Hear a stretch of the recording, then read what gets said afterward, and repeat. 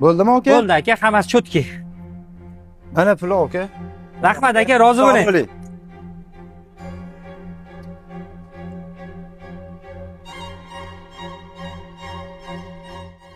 Mana qara. Ne balonni pulini cho'nchangga solib qo'yapsan? Bepul bo'lsa ustanovka bizada. Balonni ustiga 1-2 so'm qo'yib sotyapman. O'g'irlik qilayotganim yo'q, seni nima ishing bor? Yaxshi. Bu oygi savdamiz 300 milliondan 400 millionga ko'tarilibdi. Yaxshi ishlayapti-da, bolalar. Xo'jayin uzr. Gapim bor edi. Sen shina qilur.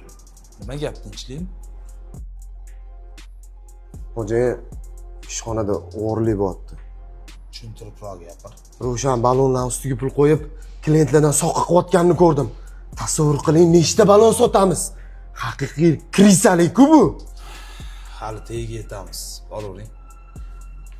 Aka, mashinangizga yumshoq balon qo'ydi.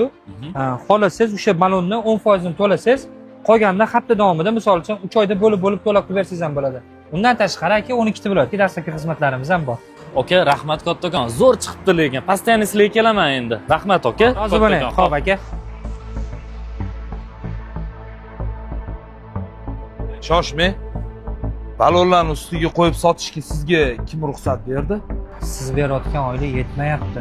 Balonlarni ustiga uzog'i 50 ming, 100 ming so'm qo'yib sotyapman. To'g'ri tushuning, men ham bola chaqam bor. Ishlayapman, savdoni ko'taryapman. Lekin o'g'irlik qilayotganim yo'q, xo'jayin. Bunaqada klient yo'qoladi. Men bu narsani xohlamayman. Ertadan ishga chiqmasangiz ham bo'ladi.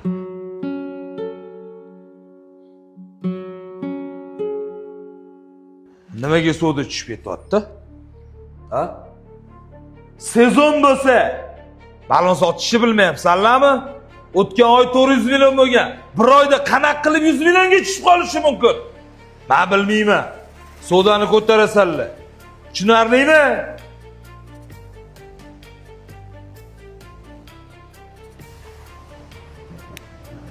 Ha, o'rta, nima his qilyapsan? Sezonda bo'layotgan ishlarni qarang. O'rta, senga bitta maslahatim, oldingi ishing ancha yaxshi edi. Klientlar bilan yaxshi muomala qilardi. Hammani ko'ngliga qarab zo'r ishlardi o'sha bola. Suvdani ham o'sha bola ko'taruvdi lekin oyligini oshirib bo'lsa ham o'sha bolani qaytarsang zo'r bo'ladi. Yana o'zing bilasan, o'rta.